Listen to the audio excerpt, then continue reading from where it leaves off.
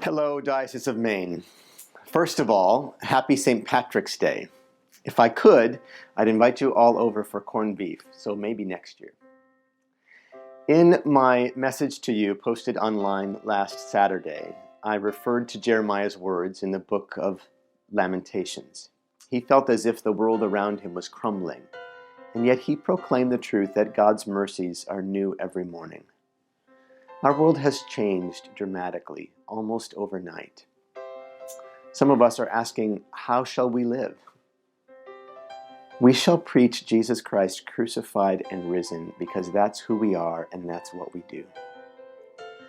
Of course, this is a terribly unsettling moment. There's no question about that. But it's also a really beautiful invitation to be both citizens of the world and citizens of the Commonwealth of God.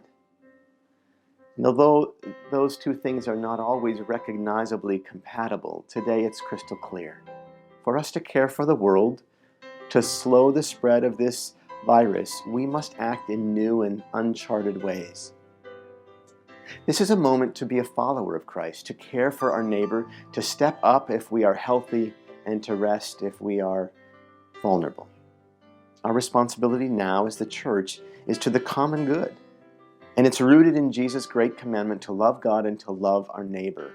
And we do this with our siblings across the Episcopal Church, where most of our dioceses are acting likewise. For us to fulfill the great commandment, the Episcopal Church in Maine must take unprecedented action. Now that we're not gathering for in-person worship or meetings, we have to be clear that we shall continue to be and to do church. In fact, in the congregations where it's possible and feasible, I'm asking you to consider ways to provide limited access to our buildings for individual and private prayer. Nor are we stopping our work as followers of the risen Christ. We strongly encourage online gatherings, and we will continue to share the rapidly growing list of churches in Maine who are responding and making this new way to worship accessible to everybody.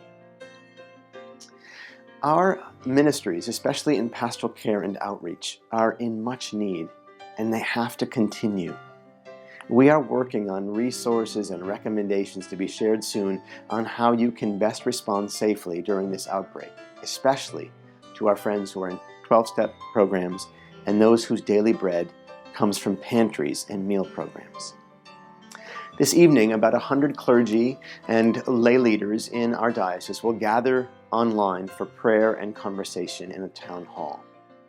During the meeting, I will announce how each diocesan staff person will, beginning tomorrow, be responsible for communicating to wardens and clergy leaders in every congregation every week for the foreseeable future. My hope for these conversations via telephone and email is that we'll strengthen our relationships. We are a diocesan family, and for us to support one another and our engagement with God's mission, we'll need to be really diligent about connecting. So in addition to these one-on-one relationships and conversations, every Wednesday, sometimes via email, sometimes via video, we're going to provide information, I hope inspiration, and resources.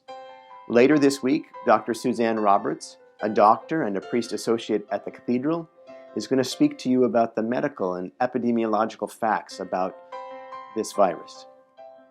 And since all of us are anxious about how this pandemic is hurting our economy, including our churches, the Reverend Lael Sorensen, chair of our finance committee, and Mr. Frank Governelli, the chair of trustees of diocesan funds, will speak to you about how we're ready to help you address stewardship and financial concerns. We all know that a characteristic of health in every society, family, or organization is the presence of cooperation and compassion. When we cooperate, anxiety goes down. I believe our already strong relationships and trust throughout this diocese are the foundation for building a greater spirit of cooperation and compassion among us.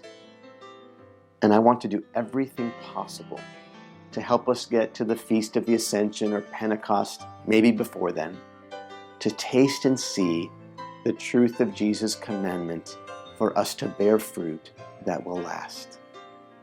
You are in my prayers, strength for today and bright hope for tomorrow.